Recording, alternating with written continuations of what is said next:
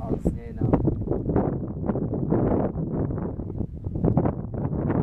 Tretí deň bola svadba v Kráľovskej.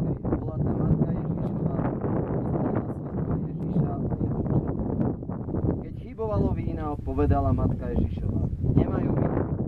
Odpovedal Ježiš: Žena, čo mňa a teba do toho? Ešte neprišla moja hodina. Matka povedal posluhovačom: Urobte všetko, čo vám povie. Podľa židovského zvyku očisťovania stalo tam 6 kamenných nádob, každá na 2 alebo 3 miery. I riekol im Ježiš: Naplňte tie nádoby vodou.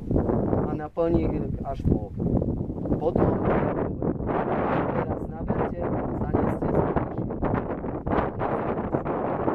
starejší ochutnal vodu, ktorá bola premenená na víno, nevedel totiž, odkiaľ je, ale posluhovači, ktorí brali z vody.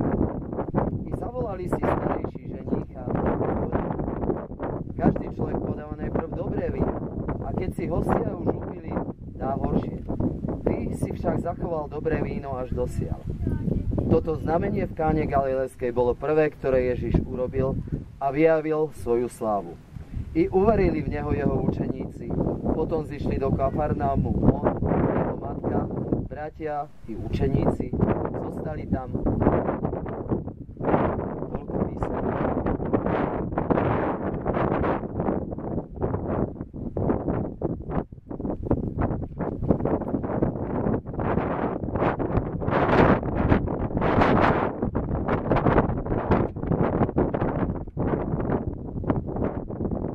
Tento príbeh trošku rozoberať trochu aj na život.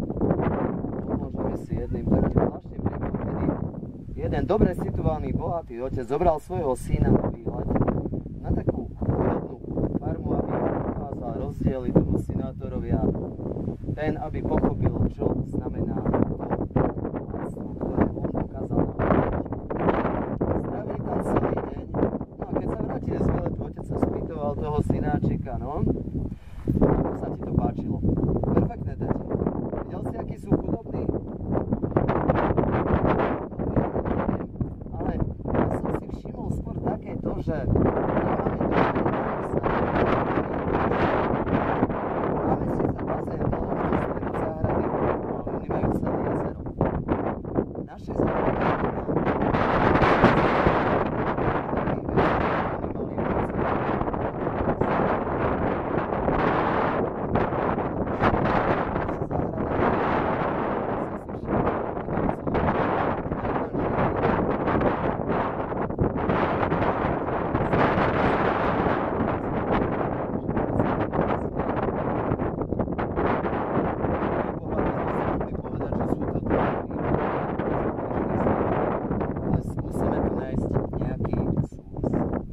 v Káne prichádza Ježiš. Svadbu chudobných ľudí, návšteva muža, ktorý vlastne známy sa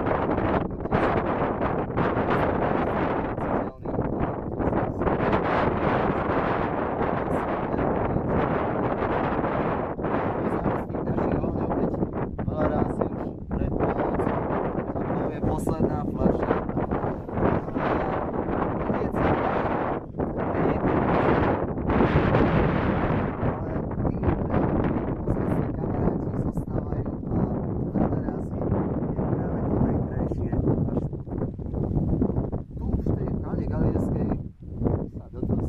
Mária, ktorá Ježiša vyzýva, aby s ním niečo spravil. Na prvý pohľad ľahostajnosť, tak ako v tých ťažkých životných situáciách, keď si trávime, ten Boh nám nepomáha.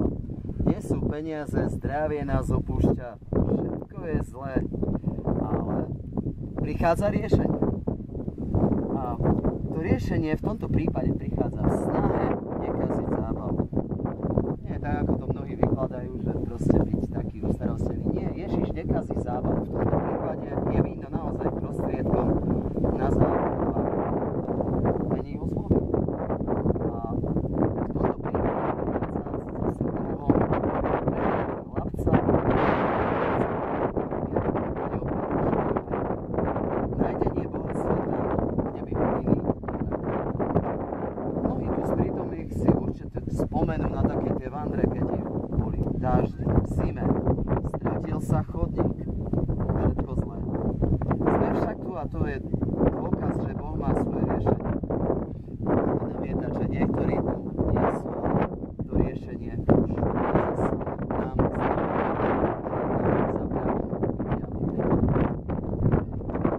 našej dobe je však mnohým ukryté kopa vecí.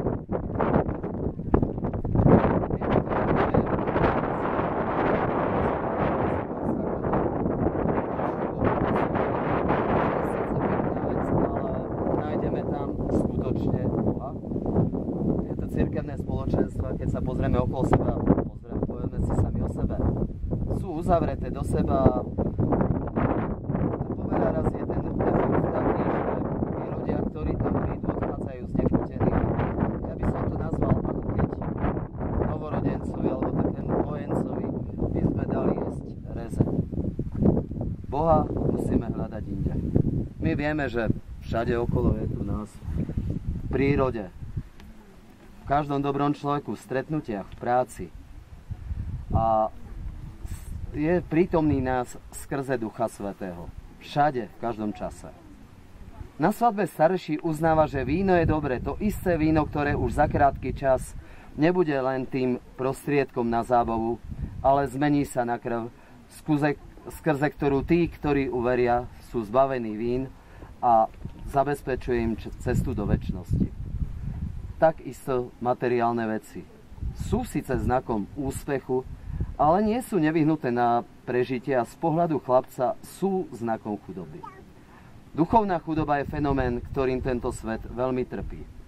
Obzvlášť v bohatých krajinách. Prepúšťanie manželiek v tej novozmluvnej dobe bolo také veľmi zriedkavé. A práve nedostatok ľudí spájal, nakoľko boli materiálne jeden od druhého závislí.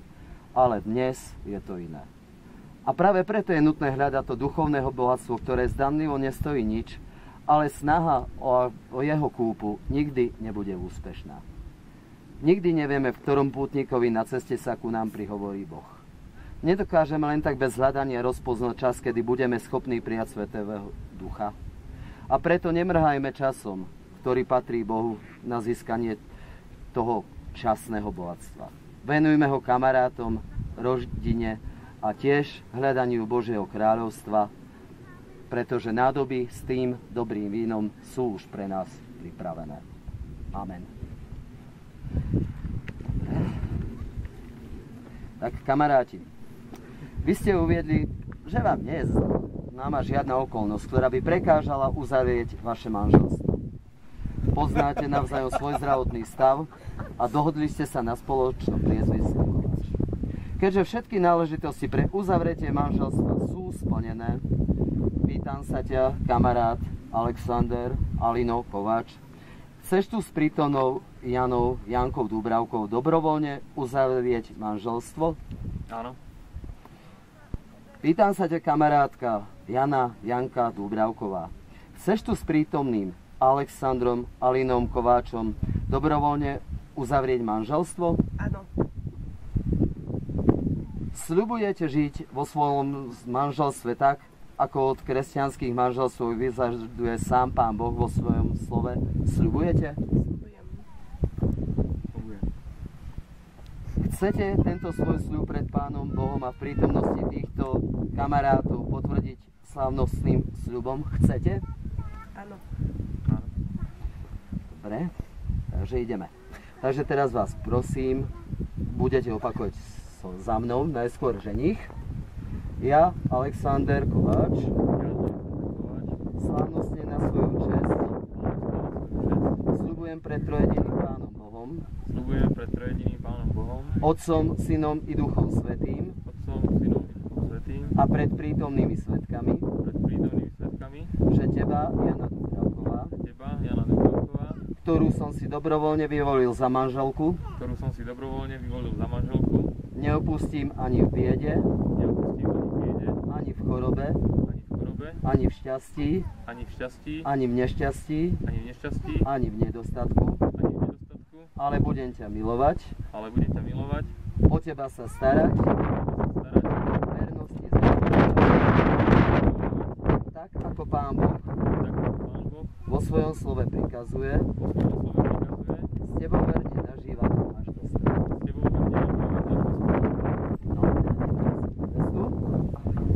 Ja, Jana Dúbravková, slávnostne na svoju česť a kresťanskú vieru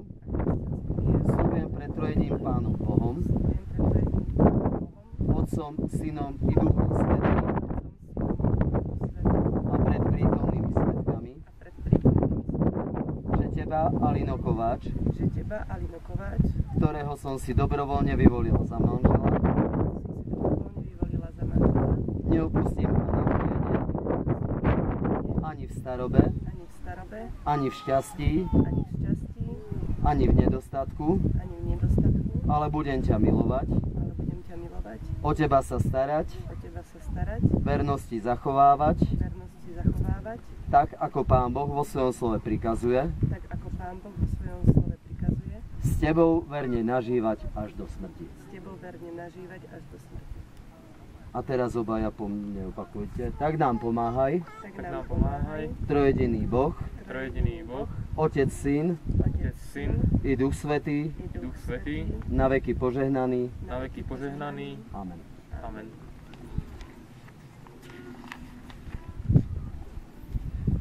Vaše manželstvo, ktoré ste práve uzavreli, ja, služobník Boží a Kristov, mocou apoštolského povolania, požehnávam za riadne kresťanské manželstvo vyhlasujem.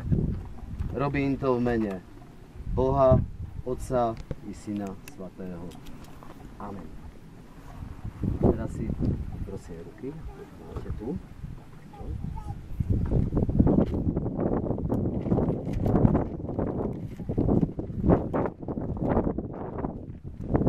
Požehnám vám Hospodin zo Siona a zapomenutí vám slova. Čo Boh spojil,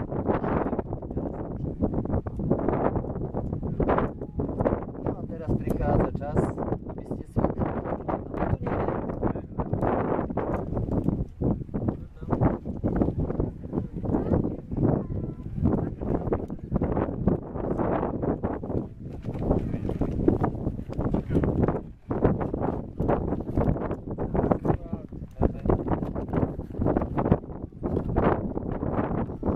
Takže poprosím vás, vymente si teda obrúčky. Nech vám tieto obrúčky stále pripomínajú, že patríte v manželstve jeden druhému. Ako oni nemajú konca, tak nech sa nikdy nekončí vaša láska. A teraz poprosím manželský bosk.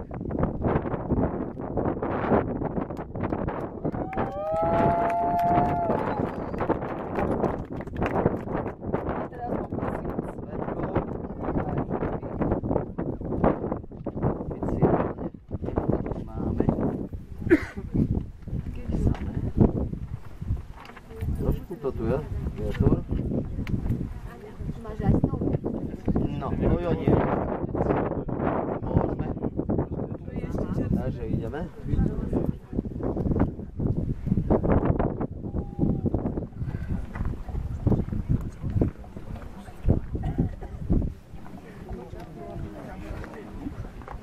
Prosím.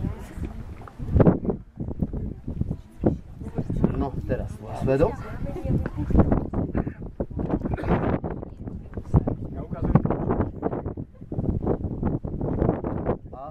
Svedok.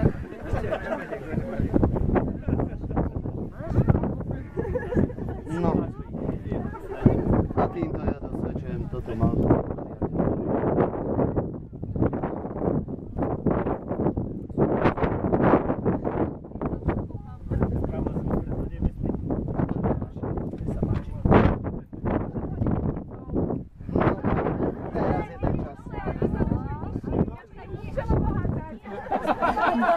Ideš dole. A hudba. Ty si báječnou ženskou, vezme báječný život. Tak mají báječný život, nejbáječně kýve zůstat. Celý den jen tak sedí a popíjejí všechno. Ty si báječnou ženskou, vezme báječný chlap. Máš na to papier, hej? Neslyšel, kam jdeš, kdy přijde, kde jsi byl. A poboskat sa nemuseli? Poboskali sa. A já nikdy nezapomněl, abych svoje sliby Vyzval som ich. Bola aj výzva na to, všetko. A ty vzpomínala, tak je na to hezký, co nám život dal. Displej, zobač, kde není taký odraz. nedala mi příležitost, na co bych si taky stěžoval. Když si báječnou cestu vezme báječnej chlap,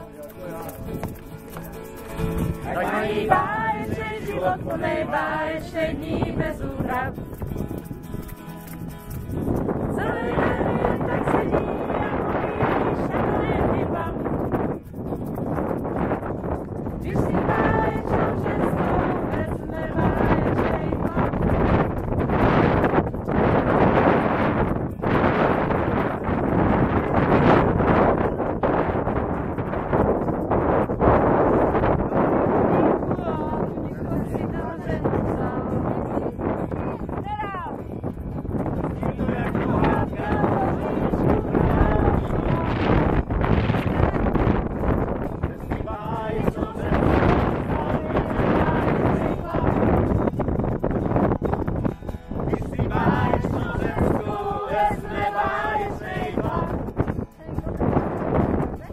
mají báječný život, plnej báječnej dní bez úhrav. Celý den jen tak sedí a popíjí